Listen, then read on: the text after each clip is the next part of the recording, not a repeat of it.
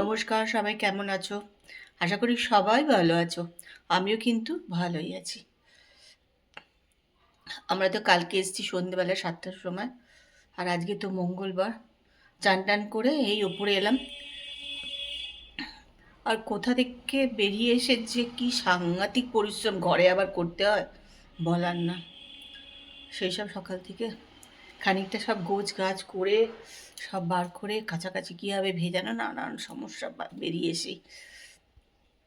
আর কি বলো তো, যে ফেলে সব রেখে দিলে পরে করবো তা তো হয় না, না একটু একটু করে রোজ করে নিতে হবে। যাই হোক, আমি তো ঠাকুর ঘরে চলে এসেছি। এই যে ঠাকুর ঠাকুর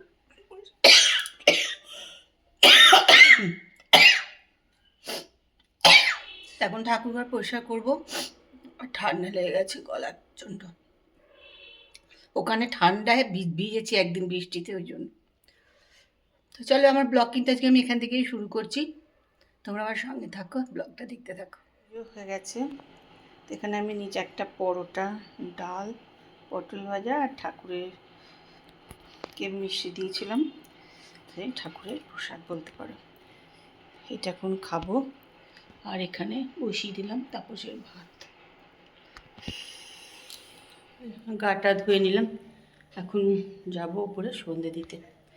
আর দেখো, এই দেখো চাদরের মুড়ি এখানে সব রেখেছি।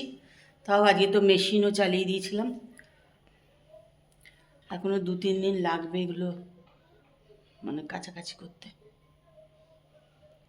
চলো সন্ধ্যাটা দিই।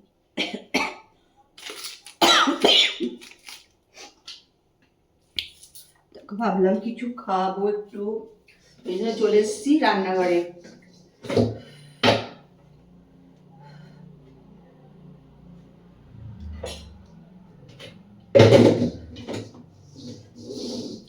সেই যে দুপুরবেলা খেয়েছিলাম, একটু খিদে খিদে এখন পাচ্ছে আর কি। তাই ভাবলাম একটুখানি একটু কিছু খেয়ে নিই। তাই পরোটা করে দিয়ে গেছে মিষ্টি, সেটা একটু গরম করে নেবো।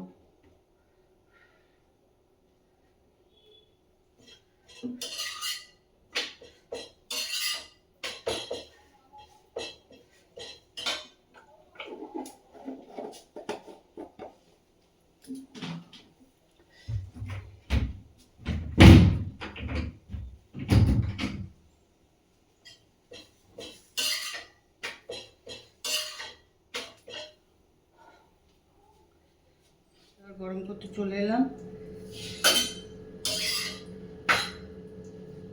সবই আনো, সব আনো, দাও।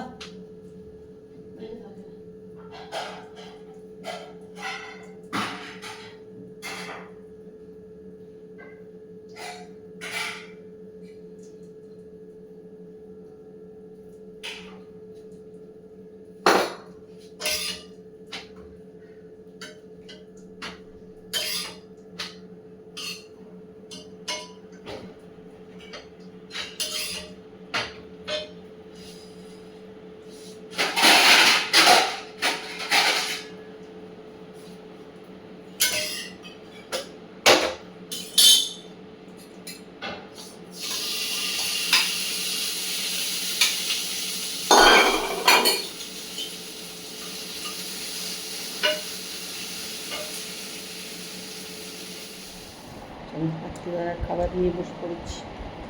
উচ্ছে ভাজা রুটির সঙ্গে ভালোই লাগলো। উচ্ছে ভাজা, পটল ভাজা, পরোটা, পোস্ত।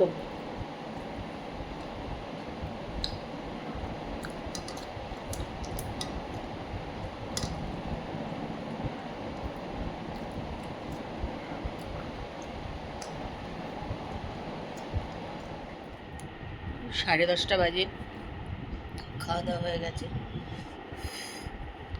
আর তার থেকে যাওয়ার আগে যেমন গোছগাছ, এসে তো মানে চরম গোছগাছ। এদেরকে একটা ব্যাগে ছিল এগুলো এখন বার করলাম। আর ওইদিকে দেখো, ওই ব্যাগগুলো ধোয়া হয়ে গেছে, এখন এখানে রাখলাম। ওগুলো কালকে জায়গা মতন আবার রাখতে হবে। এই হ্যান্ডব্যাগটা আমি নিয়ে গেছিলাম, এটা কালকে একটু টিস্যু পেপার দিয়ে ভালো করে পরিষ্কার করে নেব।